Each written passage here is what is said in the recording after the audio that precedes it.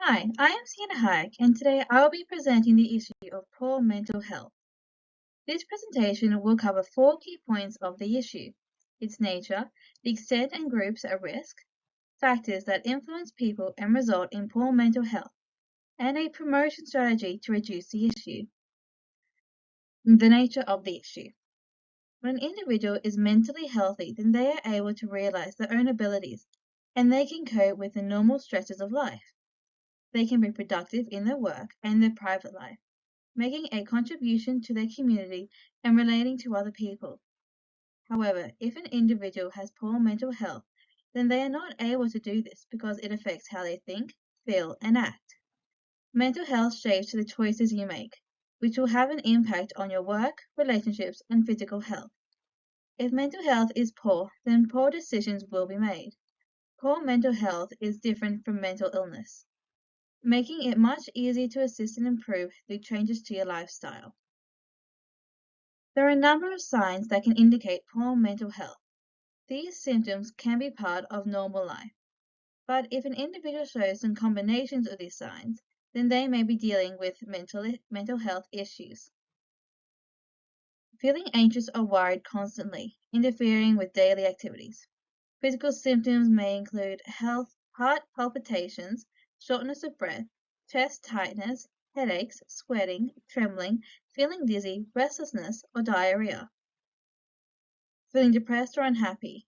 This can include feeling sad, irritable, numb, lacking in motivation and energy, being teary frequently, losing interest in a hobby, or not enjoying the things you usually would. Emotional outbursts such as sudden and dramatic changes in mood. Sleeping problems such as changes to sleeping patterns, insomnia, sleeping too much, or sleeping all day and being awake all night. Weight and appetite changes. This can mean eating more or less than usual, rapidly gaining or losing weight, being more withdrawn or quiet than usual, especially when this is a major change. If they isolate themselves and refuse to do social activities. Substance abuse, such as using alcohol or drugs to cope. Abusing them will also cause illnesses. Feelings of guilt or worthlessness. This can be thoughts such as I'm a failure or it's my fault, if they criticize or blame themselves for something out of their control. Suicidal thoughts, a desire to hurt or kill themselves, possibly thinking of hurting others too. Feeling excessively high. They may seem manic, overly happy, excited, making impulsive decisions or spending a large amount of money that they are not able to afford. Neglect and performing worse at something they are normally capable of doing. This could be their school or work, not fulfilling their responsibilities. They stop caring about their appearance and stop caring for personal hygiene. They may have trouble remembering something or focusing on a task. High-risk behavior such as unprotected sex, substance abuse, dangerous driving, or crimes. Finally, bizarre or strange thoughts, such as thinking they have a special power, that someone is controlling their thoughts or actions, that people are out to get them, without a reason why that would be true. Able to see or hear things that others can't. The extent of the issue and groups at risk.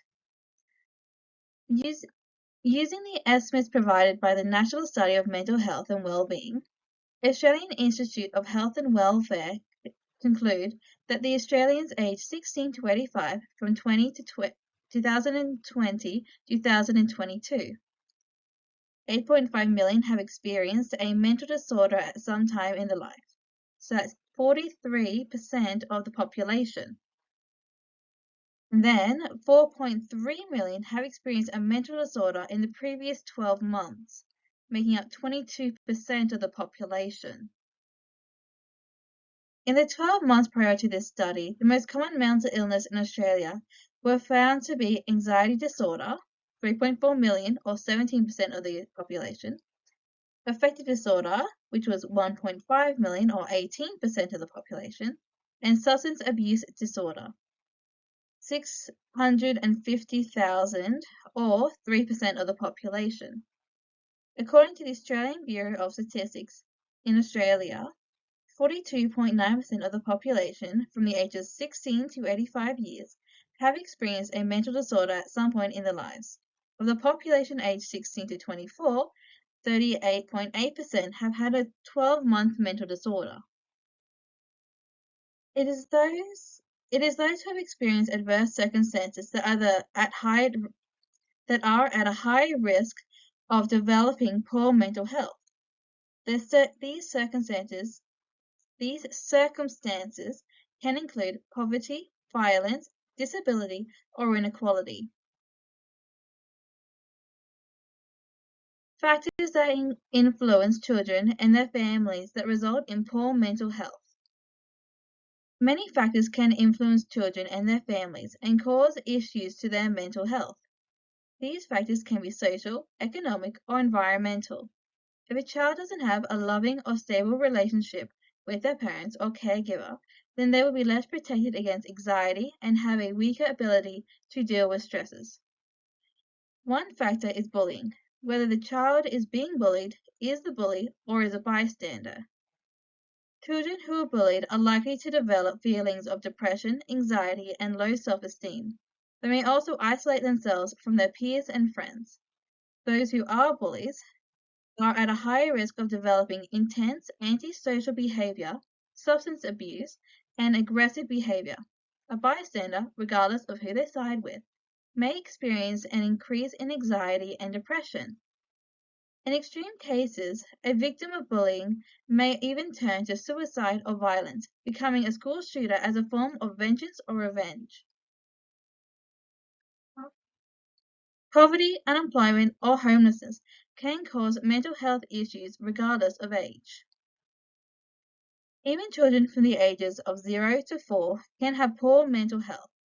Factors that can affect them are a traumatic experience, usually a hurtful, shocking, or painful event, being born or developing an illness or disability, being born prematurely, a slow or different pattern of development, losing something important such as a loved one or a home, parents with mental health difficulties. A promotion strategy to reduce mental health issues.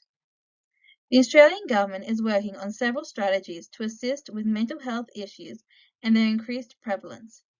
In November 2022, the Health Ministers endorsed the National Mental Health Workforce Strategy of 2022 to 2032. This strategy will focus on building a sustainable workforce that is both skilled and well distributed and will have the necessary support to deliver mental health treatment, care, and support that the population of Australia needs, both in the present and in the future. This workforce will cover promotion, prevention, early intervention, treatment, and recovery according to the diverse needs of consumers, carers, and the many priority populations.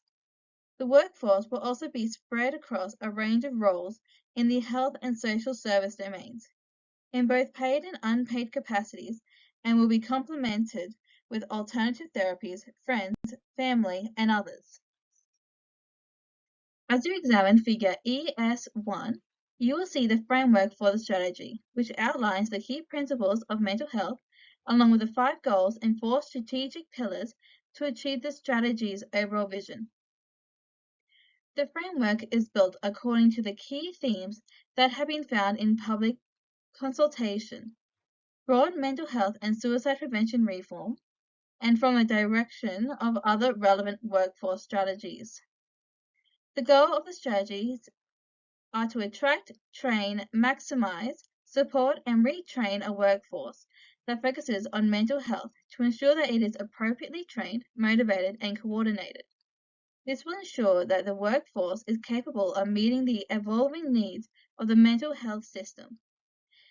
These goals focus on building the strength of the mental health workforce that is already in place, integrating core principles of practice into it while growing the workforce in size and capacity over time. The principles of practice currently describe a workforce that meets the needs of those who have experienced or are experiencing mental health issues, while the strategy focuses on building and delivering a workforce for this.